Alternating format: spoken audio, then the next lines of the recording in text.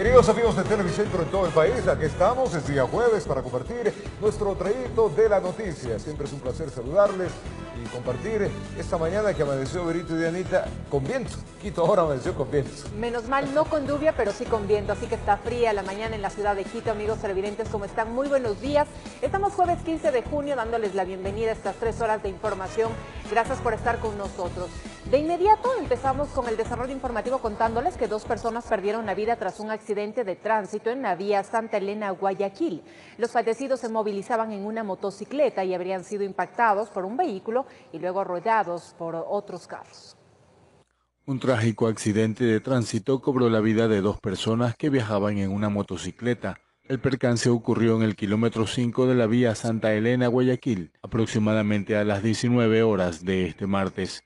Aparentemente, los cuerpos, después de haber sido impactados por un camión, fueron arrollados varias veces por otros vehículos. Se presume que la oscuridad de la vía habría sido uno de los motivos para que ocurra este atropello. 2 personas han fallecido, sexo masculino y sexo femenino respectivamente. Una llamada al ECU 911 alertó a los agentes de tránsito que acudieron al lugar para tomar procedimiento. La motocicleta y un automóvil fueron llevados hasta el canchón para realizar las investigaciones necesarias. Aparentemente los vehículos se venían movilizando en sentido Santa Elena hacia Guayaquil. Asimismo se encuentra involucrado lo que es una motocicleta color roja de placa HP 107L y un Octra de placa GPN 352. Se está reclamando más información y ya tiene conocimiento el señor fiscal de turno. Familiares de los fallecidos se hicieron presentes en el lugar del accidente. Ellos se resistían a creer que eran sus parientes. Los cuerpos estaban completamente destrozados. Venían de Santa Elena a la casa, eran amigos, el hombre era amigo de nosotros y como son amigos, entonces se han encontrado con la moto en Santa Elena y han estado viniendo. Tatiana Cuenca y Galo Murrieta. Después de realizar las pericias pertinentes, los cuerpos fueron trasladados hasta el anfiteatro del cantón para que se les realice la necropsia de ley. Desde la provincia de Santa Elena informó Darwin Villao. Lamentables informaciones, 2 personas resultaron heridas en un accidente de tránsito, esta vez registrado en Guayaquil. Las autoridades están investigando las causas de este percance. Así quedaron estos 2 vehículos tras impactar fuertemente cuando circulaban por la autopista Narcisa de Jesús a la altura de la ciudadela Jardines del Río. Es pérdida de pista, el conductor del Sail venía en sentido sur-norte, pierde pista, se sube el parterre central y choca frontalmente con el taxi que venía en el sentido contrario. Producto del accidente, 2 personas que iban en el taxi resultaron heridas. La persona que venía en el interior del taxi tiene el cuello, lesiones en el cuello y el conductor en el pecho. Pero un conductor está con custodia en una clínica de la Alborada y el otro conductor a la fiscalía. Los heridos fueron trasladados de inmediato a una casa de salud y se encuentran bajo observación en la unidad de cuidados intensivos. Los pacientes son una pareja de esposos, los cuales el señor de 42 años de edad ingresa con un trauma por aplastamiento de tórax, impidiéndole que su respiración sea profunda. La señora viene con un traumatismo craneoencefálico, más una herida de 6 a 7 centímetros con visibilidad de cráneo. A la vez presenta una fractura múltiple de los metatarsos a nivel del pie. Están un poco delicados. La OIAD investiga las causas del accidente. Se presume, ¿no?, que por la velocidad se revienta la llanta, sube el parterre y se realiza el siniestro. Se sugiere que vengan con poca velocidad, a pesar que tenemos los radares aquí en esta avenida Narcisa de Jesús, pero los conductores a veces hacen caso omiso y por eso es los accidentes que se suceden. Los 2 vehículos fueron trasladados al centro de retención vehicular, informó Rosalena Vascones. Y un choque múltiple se registró en el centro de Guayaquil. Las cámaras de seguridad registraron el accidente de tránsito. Faltaba poco para las 6 de la mañana y en pleno centro de Guayaquil ocurrió este impactante accidente de tránsito.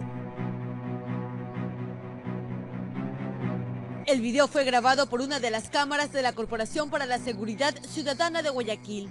En él se observa cuando 2 vehículos chocan justo en la intersección de la avenida 9 de octubre y Carchi. Luego uno de los carros impacta con otro que estaba esperando el cambio de la luz roja. Minutos después llegaron agentes de la Autoridad de Tránsito Municipal. No se reportaron heridos, pero sí daños materiales, tanto en los vehículos como en el parterre central. Finalmente, 2 grúas retiraron los automotores afectados. Informó Luxiola Salazar. Vamos a contarles ahora que agentes antinarcóticos decomisaron 124 kilos de cocaína en el ingreso a la parroquia de Zumbagua, allá en la provincia de Cotopaxi. La droga era transportada en un doble fondo de un vehículo.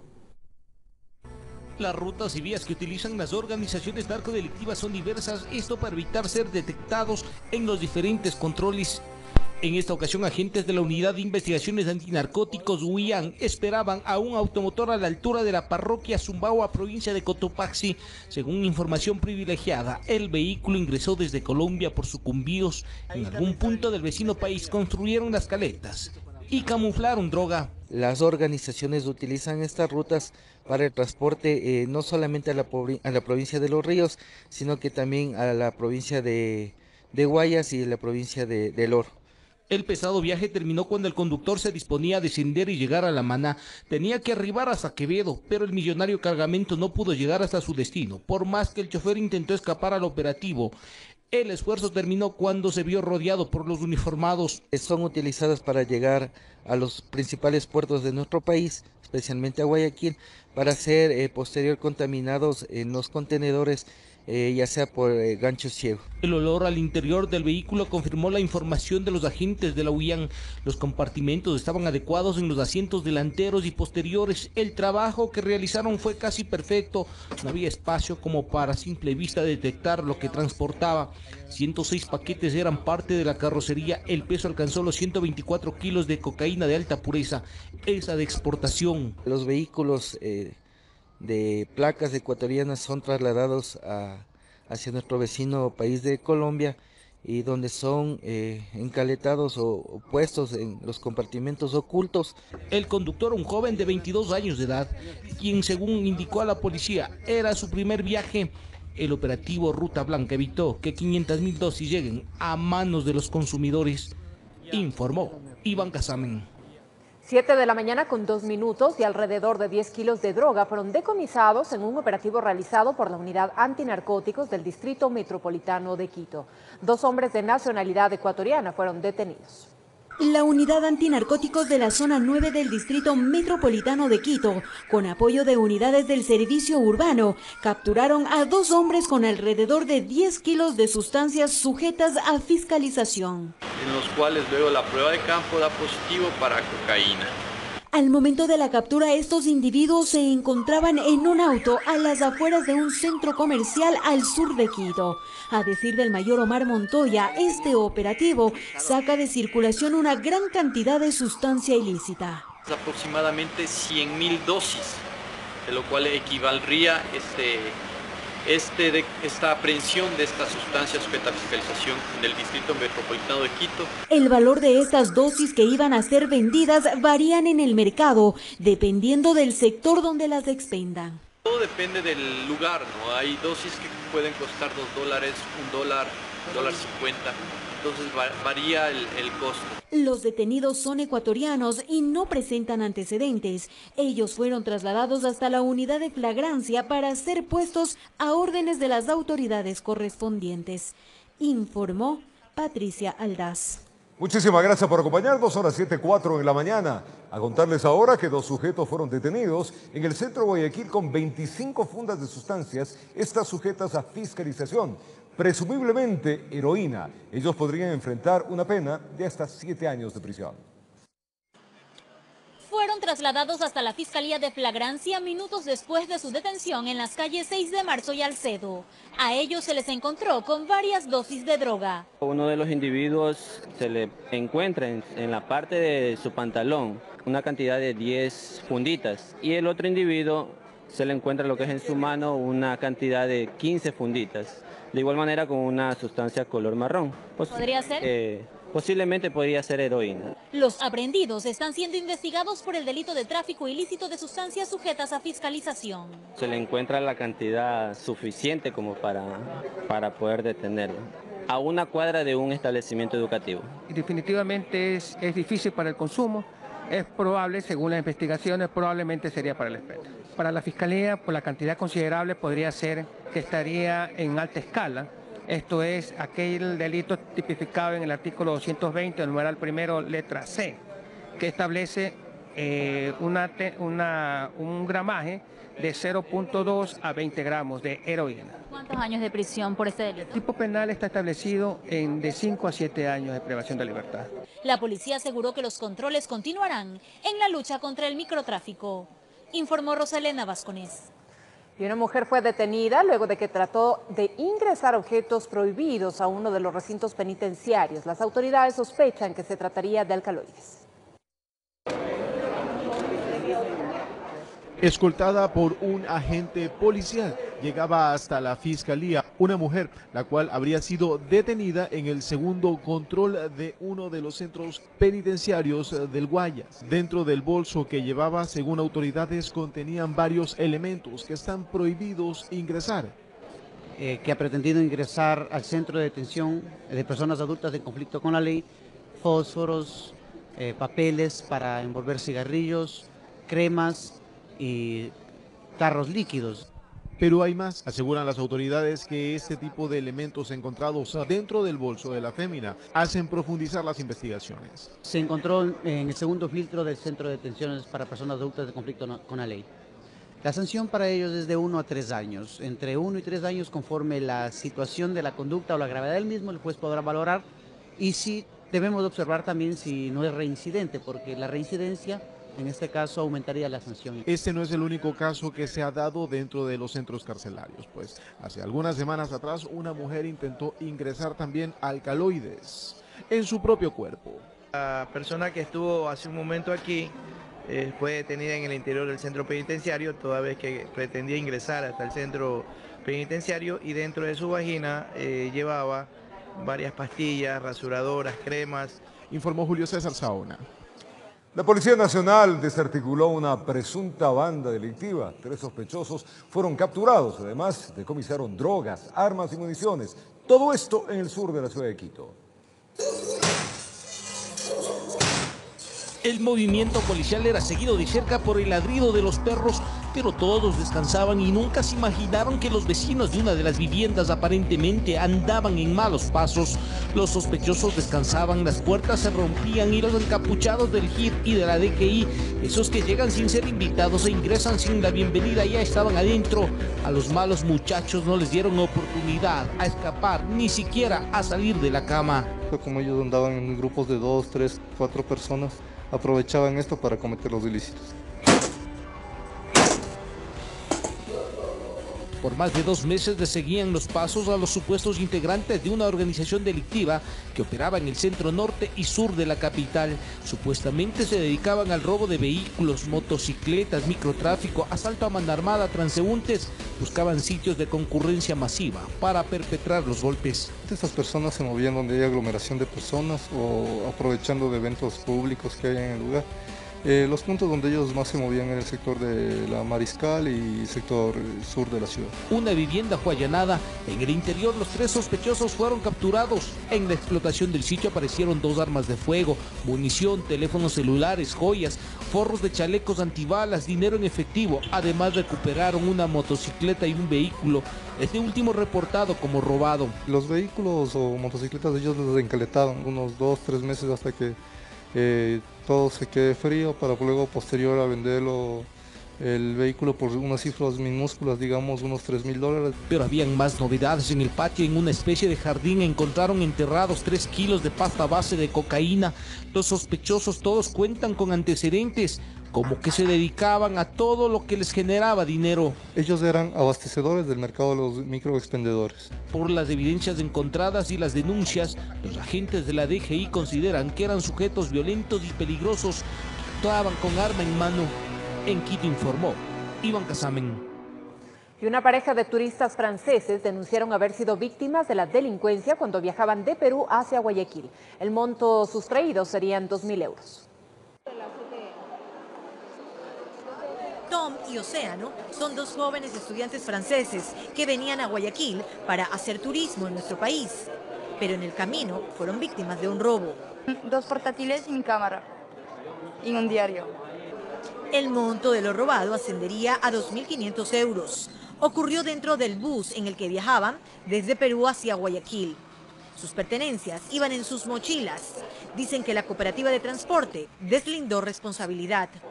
El principal para ellos es no serles responsables, pues si la mochila está abajo es su culpa, pero si es arriba no es su culpa, pues fue arriba y eso es el principal para ellos. Sí pueden ser responsables o porque hicieron muchas paradas. Dicen que es un directo, pero hicieron muchas paradas y nosotros estábamos dormidos porque era la noche, era la madrugada a las 5 o 6 y estábamos muy cansados, normal. En todo caso, ya pusieron la denuncia respectiva en la Fiscalía de Flagrancia. Por parte de Fiscalía se le está recetando y va a proceder a unos agentes de la Policía Judicial, a fin de que se trasladen hasta la terminal terrestre y que tomen contacto con los de la cooperativa a fin de que si puedan ver que si tienen cámara de video a fin de poder identificar a la persona. Los universitarios franceses aseguran que continuarán con su recorrido por Ecuador, aunque ya no cuenten con los equipos para registrar sus experiencias y las bellezas turísticas del país. Informó Marcela Maquilón. Contarles ahora que la Fiscalía allanó a las oficinas del Metro de Quito, esto como parte de las investigaciones por el caso Odebrecht. La fiscal subrogante Tania Moreno estuvo a cargo del operativo, donde el equipo de criminalística de la policía levantó evidencias e incautó equipos tecnológicos para ponerlos en custodia. La fiscal subrogante Tania Moreno, en compañía de agentes de criminalística de la Policía Nacional, ejecutaron una orden de allanamiento en las oficinas de la empresa pública metropolitana Metro de Quito, en el norte de la capital. Según la funcionaria, fue una diligencia para recabar información de los contratos de su construcción. Está dentro de lo que es la investigación Metro Quito Odebrecht. Durante la diligencia se allanaron 3 pisos que corresponderían a las áreas jurídicas y de gerencia de la empresa metropolitana y se incautó un equipo. Una computadora dentro de lo que es gerencia, sí, con el fin de, previo a la orden judicial, extraer la información y obviamente ver qué información es pertinente para la investigación que está haciendo Fiscalía. Señaló que esta indagación se da en base a la denuncia de la legisladora oficialista María José Carrión sobre presuntas irregularidades en los procesos de contratación de esta importante obra.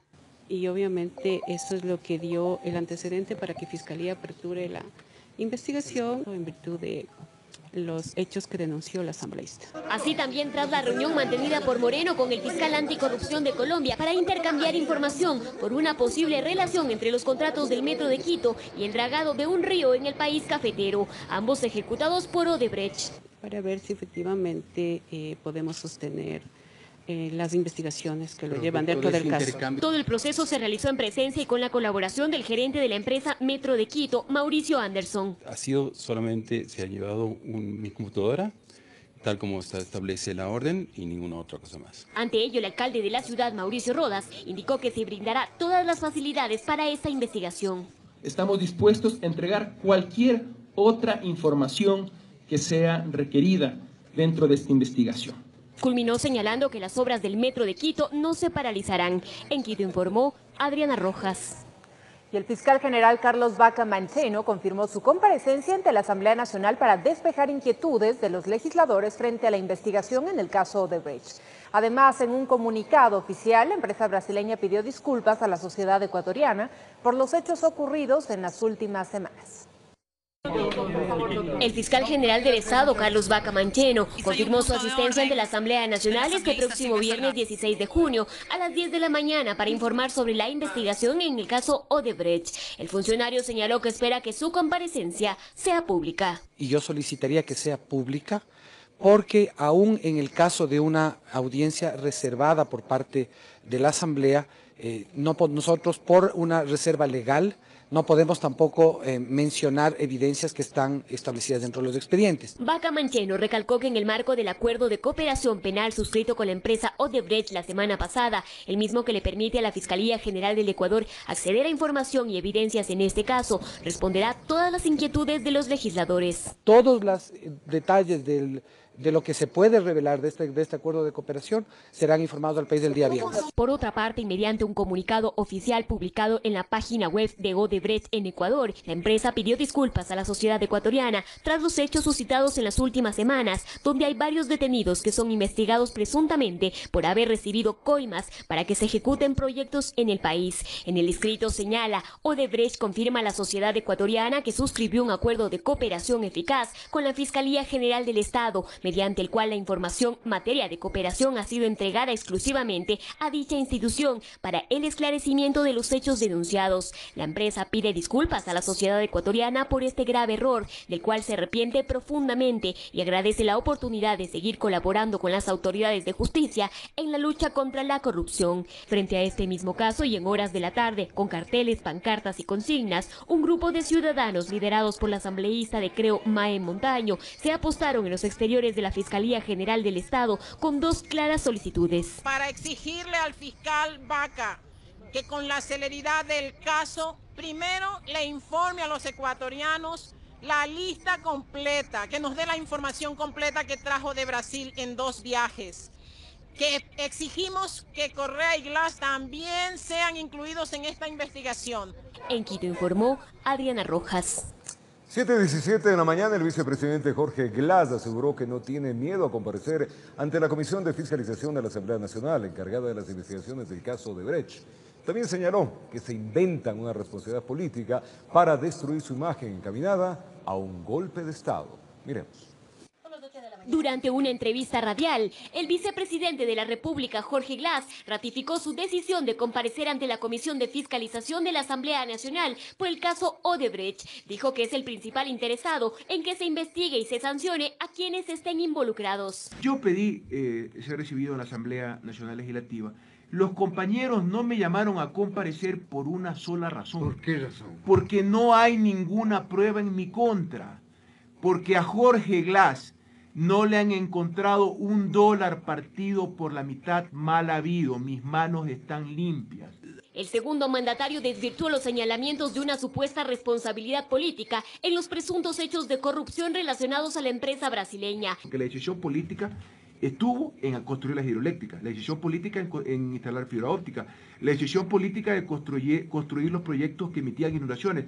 Esa es la responsabilidad política claramente marcada en los decretos de declaraciones de ministerios, en las leyes sectoriales de cada una de las áreas. Señaló que es un intento de destrucción de su imagen y de la de otras figuras del gobierno con un claro fin. Un proceso de destrucción de imagen, aquí está en marcha un proceso de golpe de Estado, Diego, parecido a lo que ocurrió en Brasil. El golpe blando que dicen ustedes. Es un golpe de Estado en marcha y yo no soy paranoico.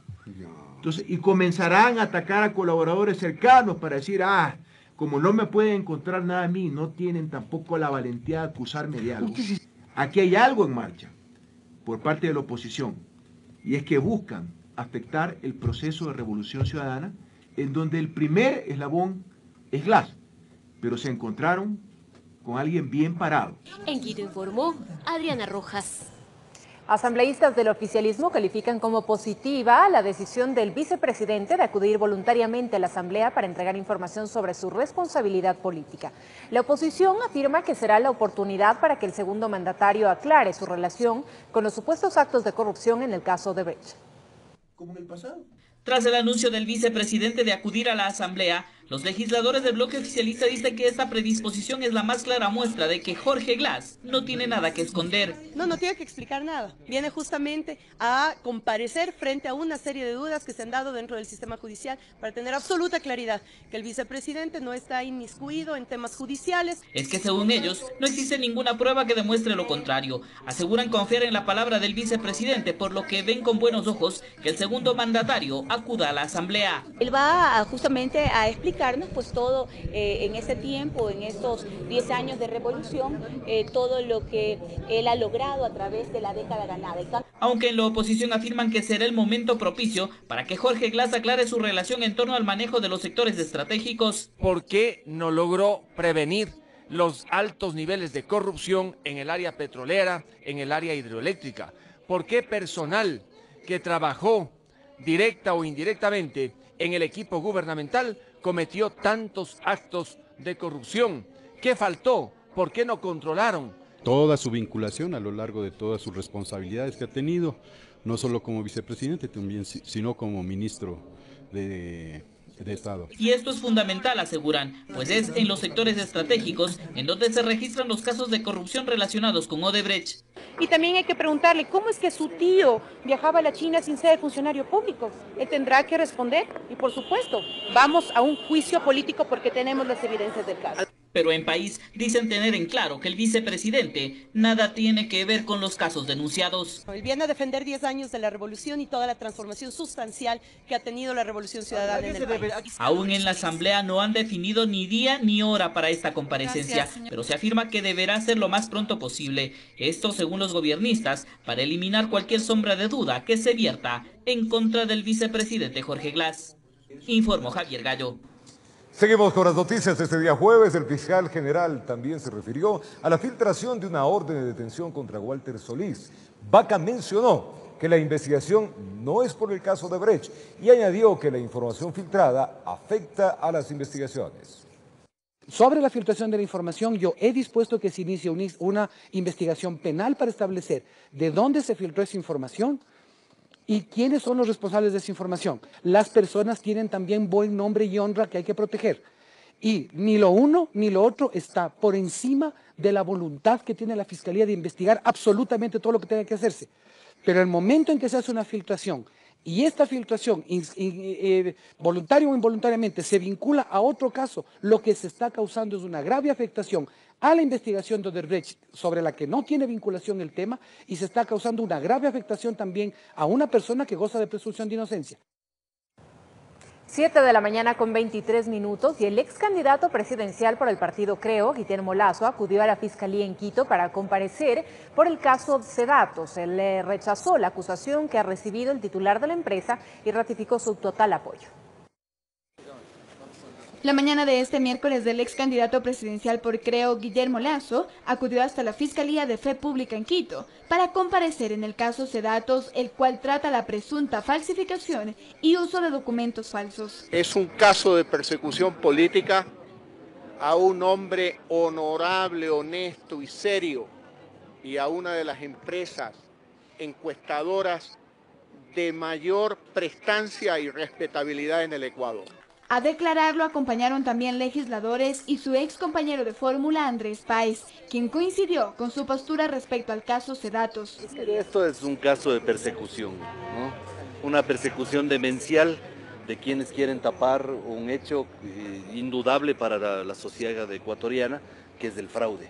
Y nosotros estamos aquí, obviamente, apoyando a nuestro líder Guillermo Lasso, pero también para refrescar de que tenemos que estar en unidad los ecuatorianos para luchar justamente con esta perversa persecución. Lasso descartó que el movimiento que dirige, Creo, se haya puesto de acuerdo con las encuestadoras para alterar los resultados del exit poll. Se trata de un evento de persecución política, querer construir un delito donde no existe ningún delito. En su visita, el ex presidenciable también se refirió a otros temas, invitando al presidente Lenín Moreno a que sea congruente con lo que dice y hace. Cuestionó que no se presente proyectos legales que deroguen o modifiquen el Código de Entidades de Seguridad Ciudadana, la Ley de Comunicación y el Código Monetario. En Quito informó Andrea Orbe. El expresidente Abdalá Bucaram regresará al país desde Panamá este sábado 17 de junio, tras 20 años de ausencia, al prescribir, pues en abril, la última causa judicial que pesaba en contra de él. Un informe, veamos cómo organizan ya los preparativos para su llegada. La vieja guardia del partido roldosista ecuatoriano y la militancia de Fuerza Ecuador ultiman detalles para el recibimiento del expresidente Abdalá Bucaram Ortiz este sábado 17 de junio. Que esté embanderado para recibir a nuestro líder, porque él se merece esto y el trabajo de puerta a puerta, dándole las hojitas para que todo el pueblo ecuatoriano se informe el día y la hora que él va a estar aquí. Además de la decoración de las calles para la llegada del expresidente, su hijo Abdalá Bucaram Puley explica cómo avanzan los permisos correspondientes para la llegada de su padre. Están todas las formalidades de ley cumplidas, ya es cuestión de horas que se extiendan todos los permisos para poder vivir esta fiesta en paz, con alegría. El sábado, antes de la llegada del expresidente, se prevé la presentación de varios grupos musicales. Pero va a haber show artístico desde las 10 de la mañana, todo el día. Va a estar los iracundos, va a estar Sanji, va a estar algunos grupos musicales, van a estar porque esta es una fiesta, va a ser una fiesta de las 10 de la mañana en adelante. El exmandatario arribará en helicóptero hasta la octava y la CH, en el suburbio de Guayaquil. Desde allí emprenderá un recorrido de 18 cuadras hasta la intersección de la 24 y Francisco Segura, en el mismo sector. Aquí está previsto un mitin a las 16 horas y se dirigirá al pueblo. El único que va a hablar es él, dentro de los discursos. Se espera la llegada de seguidores del exmandatario desde varias provincias del país. Luego del discurso de Bucaram Ortiz, se planea una caravana que recorrerá varias calles del populoso suburbio, considerado el bastión del extinto PRE. Con un trabajo periodístico de Jorge González, informó Roberto Peñafiel.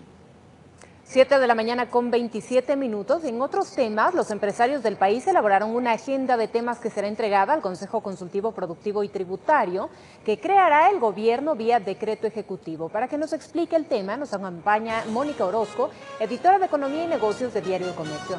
Mónica, ¿cómo estás? Muy buenos días. Coméntanos en qué consiste de este Consejo Consultivo que creará el presidente Moreno y quién lo va a conformar. Así es, Berito, amigos, buenos días. Este Consejo Consultivo está totalmente definido para poder establecer la agenda que emprenderá el gobierno para impulsar su política, que es levantar al sector productivo para que este sea el motor de la economía. Recordemos que en los últimos 10 años el Estado ha sido ese gran dinamizador de la actividad económica, pero cuando los recursos escasean, precisamente ahora el gobierno es que busca impulsar al sector privado. En este Consejo Consultivo participarán diversos sectores, ha dicho el gobierno, al menos 6 representantes del sector privado y otros 6 representantes del sector público. En este Consejo Consultivo pues se prepararán todas las reformas que caminen hacia un impulso de la actividad económica. Ahora, Moni, ¿cuáles son los temas que están preocupando a los gremios empresariales y cuáles son las soluciones que también están planteando?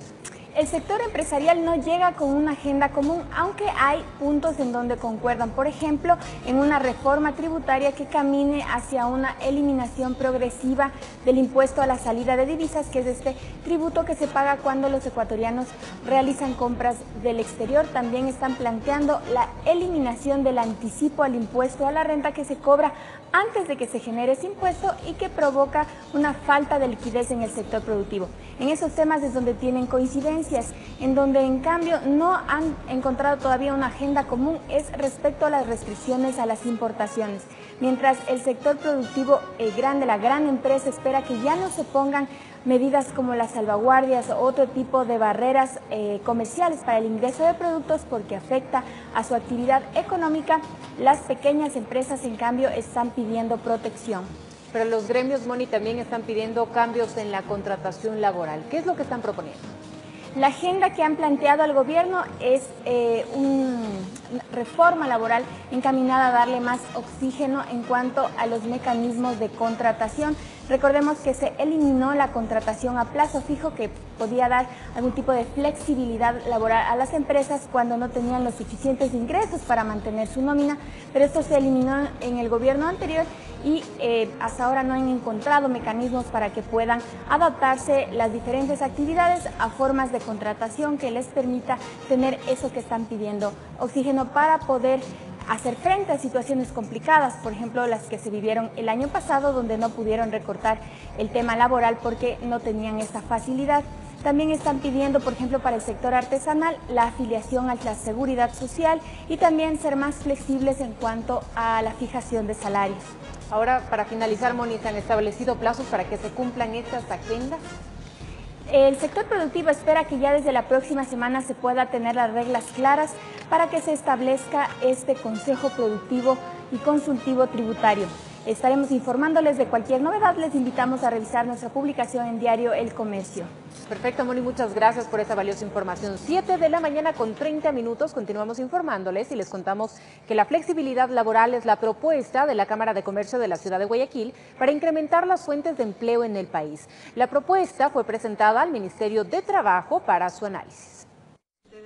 Flexseguridad laboral. Esta es la propuesta de la Cámara de Comercio de Guayaquil para incrementar las fuentes de empleo a través de la libertad, seguridad y fortalecimiento de la capacitación. La libertad necesaria en la contratación, siempre y cuando se mantenga esta seguridad de los derechos laborales y se complemente con formación o capacitación para que la gente que en un momento dado queda desvinculada pueda ir a recargar las baterías y reinsertarse en el mercado laboral. En nuestro país, 6 de cada 10 ecuatorianos no tienen un empleo estable, datos que preocupan al sector productivo. De allí la necesidad de presentar un proyecto que genere fuentes de empleo. Contratación por horas, contratos a plazo fijo, entre otras modalidades que las vamos a conversar, nos parece que son la clave y son la llave que puede abrir el candado y que puede sacar el país adelante. La propuesta fue recibida por el ministro de Trabajo, Raúl Ledesma, quien aseguró que de ser necesario, se podrían revisar los esquemas de contratos que actualmente rigen en nuestro país. Dinamización a través de la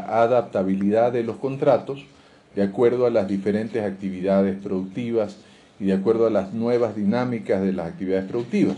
En lo que sí se comprometió la cartera de Estado es en la promoción del empleo joven. Se trata de implementar nuevas modalidades que sin precarizar permitan, como ya señalé, 2 objetivos fundamentales. El primero, regularizar lo irregular. Por otro lado, generar nuevas plazas de trabajo que hoy día no existen. La propuesta de la Cámara de Comercio de Guayaquil deberá ser analizada y, de ser el caso, se incorporaría en las recomendaciones en un plazo de alrededor de 60 días, informó Sofía Vintimilla. Es tiempo de separarnos brevemente y al retornar les vamos a contar que ni los libros se salvan allá en la provincia de Los Ríos. 2 asaltantes hacen de las suyas. Y además en nuestro especial por el Día del Padre les tendremos la historia de Pedro Restrepo, que es un ejemplo de lucha. Hace 30 años sus hijos Santiago y Andrés desaparecieron, sin embargo sigue en pie la búsqueda. Ya regresamos.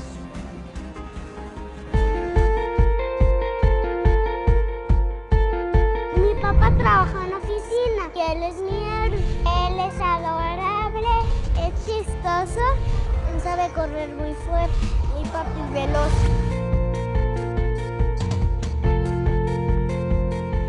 Papi es superhéroe. Te parece San Juan. Se parece al hombre araña porque escala montaña. Cuando tengo miedo, él me sabe proteger. Papito, te amo muchísimo. Gracias por defenderme. Eres el héroe de mi corazón.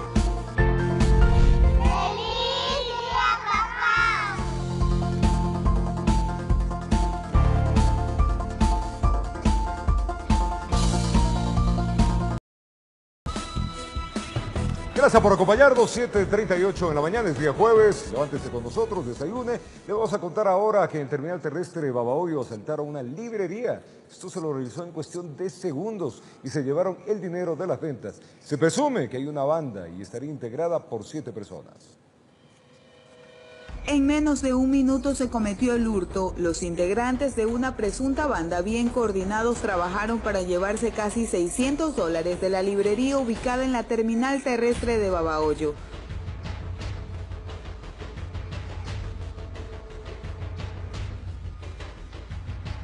Su propietario, Arturo Alvarado, comentó que en los videos se puede observar que serían 7 personas las que participaron en el hecho.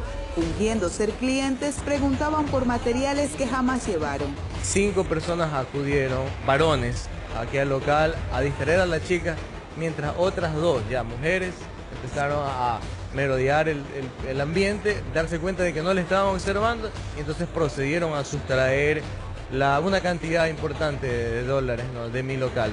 La distracción es el arma de este grupo que se cree ya ha participado en otros delitos con iguales características, aunque sus apariencias engañan. Sin lugar a dudas, así es. Ellos estudiaron el lugar, fue un concierto de voluntades que lo hicieron muy bien. O sea, una banda bien articulada, bien organizada.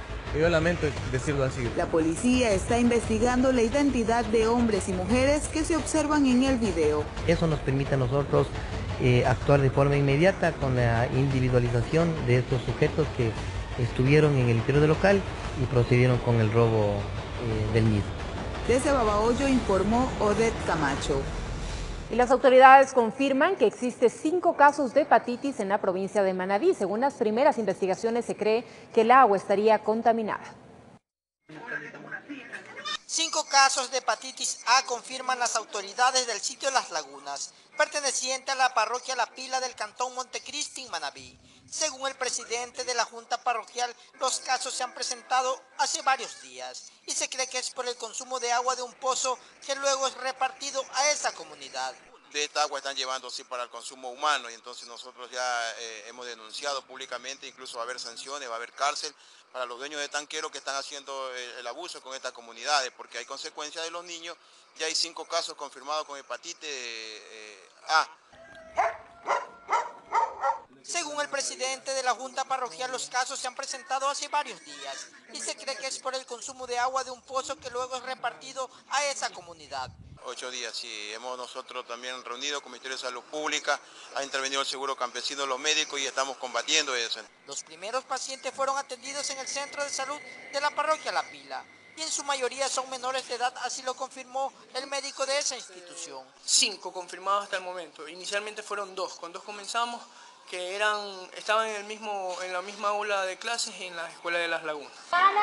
Los 3 primeros casos de hepatitis se presentaron en la escuela del sitio Las Lagunas y según la directora, los menores hoy se encuentran en sus viviendas para prevenir alguna epidemia. No estaban asistiendo a clase solo por prevención, porque usted sabe, como son niños, los mismos niños, el contacto, entonces podían contagiar a otros.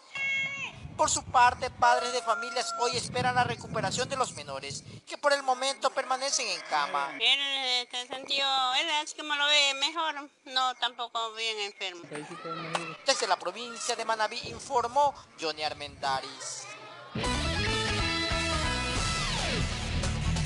Vamos a comentarles que con un crédito de 183 millones de dólares del gobierno de España financia la construcción de los vagones del Metro de Quito. Los trenes llegan al país en agosto del 2018, así que tenemos un informe preparado. Los vagones del metro ya se construyen en los hangares de la empresa española CAF, en Beasain, comunidad del País Vasco, al norte de España. Estos se fabrican con un crédito FIEM del gobierno español. Los vagones estarán en agosto del 2018 próximo en Quito. El crédito es de 183,6 millones que fueron negociados en condiciones favorables, 0,75% de interés a 26 años y 6 años de gracia, según explicó la consejera económica de la Embajada de España, Siana Méndez.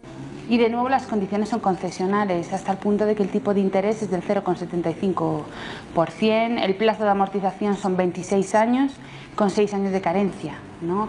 Y bueno, se va pagando en 40 plazos semestrales.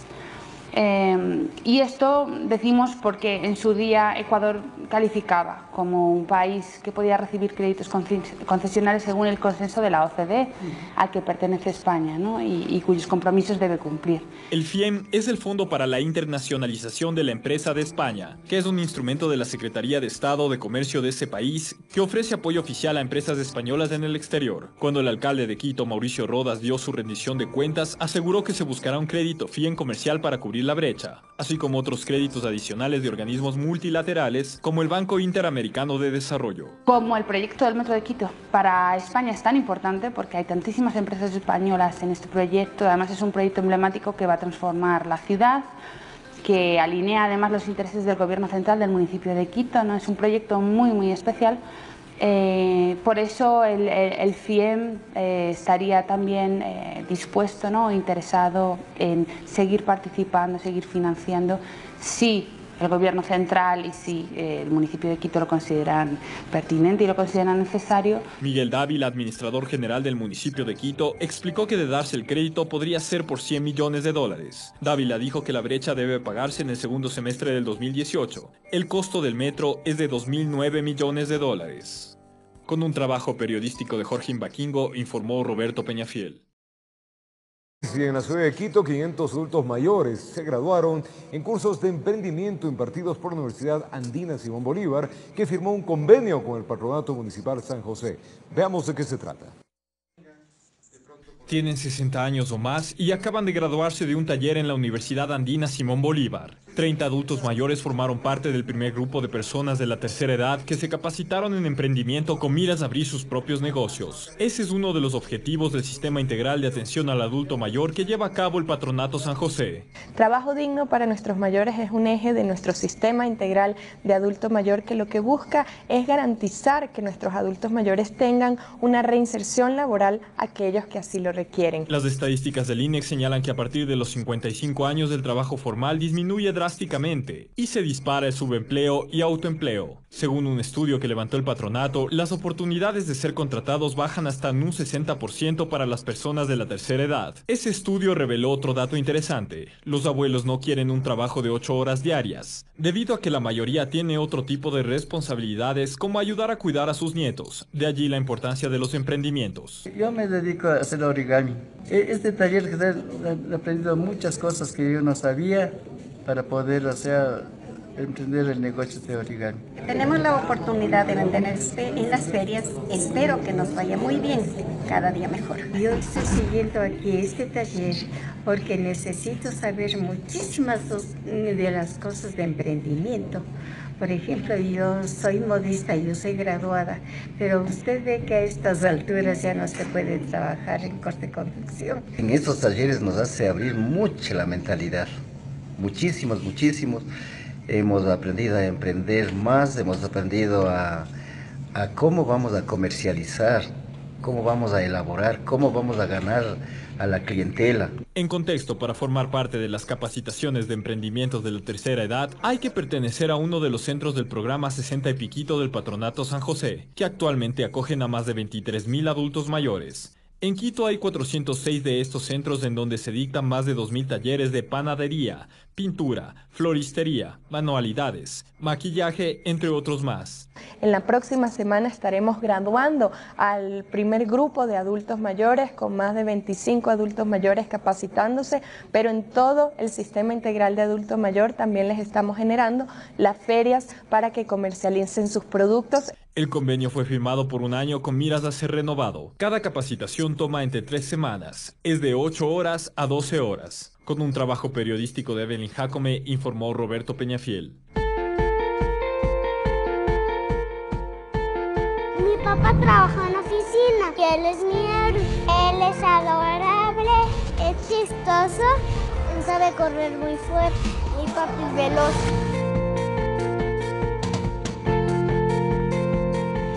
Papi es superhéroe. Te aparece San Hulk. Se parece al hombre araña porque escala montaña. Cuando tengo miedo, él me sabe proteger. Papito, te amo muchísimo. Gracias por defenderme. Eres el héroe de mi corazón.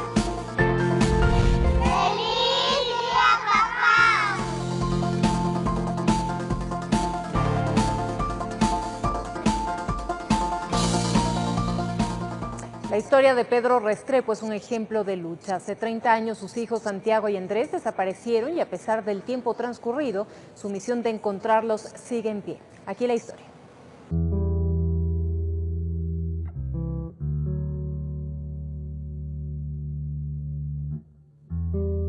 Pedro Restrepo anheló con ver a sus 3 hijos crecer, ser profesionales, que se enamoren y ver a sus nietos, algo aparentemente simple que todo padre sueña.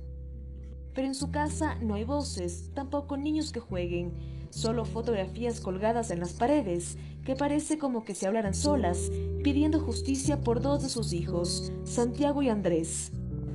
Carlos Santiago el mayor y Pedro Andrés, el que seguía el menor, fueron secuestrados, torturados, asesinados y desaparecidos por la policía ecuatoriana.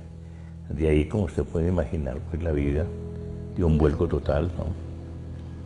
Lo que iba en una ruta recta, de pronto apareció un muro infranqueable, ¿no? La lucha inició hace 30 años y la vida para Pedro cambió de un momento a otro sorpresivamente, que marcó el resto de sus días. Cuando le preguntamos si algún momento retrocedió o se dio por vencido en la búsqueda de sus hijos, el rostro de sus pequeños venía a su mente. Yo me acuerdo que cuando de pronto creía que ya no valía la pena, que eso era imposible, que De pronto como que me venía en mi mente la cara de los dos niños, ¿no? Sí, sus caras, sus anhelos, sus sonrisas, sus esperanzas y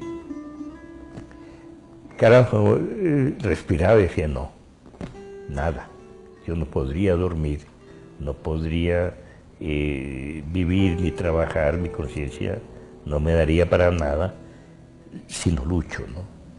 La voz entrecortada y las lágrimas aún denotan el duro recuerdo y la impotencia de no saber dónde están los cuerpos de sus hijos. Tras el fallecimiento de su esposa, otro vacío inundó su ser, pero el amor rebasó los límites y de pie siguió. Y si usted me ve aquí sentada hablando después de 30 años ya, aparentemente bien, ha sido por la lucha. Si no hubiera hecho nada o muy poco, esté seguro que yo no podría. Eso me taladraría toda hora. Pero el luchar, el haber luchado, el seguir luchando, el conseguir muchas cosas, ¿no? Entre investigaciones, falsos testimonios, preguntas sin resolver, los años han pasado y la historia aún no tiene desenlace. Es el testimonio de un padre luchador, sin importarle irse contra el mundo, por el amor que en su corazón guarda para Santiago y Andrés. Y te emocionas y te estremeces, ¿no? O sea, ahí sí podemos hablar hasta de física, ¿no? El tiempo no pasa. O sea. En su casa, el cuarto de Santiago luce intacto. Las últimas fotografías que fueron tomadas de sus pequeños son la marca en las calles, plazas, documentales. Y quiere saber qué tiene Pedro para el mañana. Lo resume en 2 palabras. Yo sigo confiando y esperando. Informó Priscila Cadena.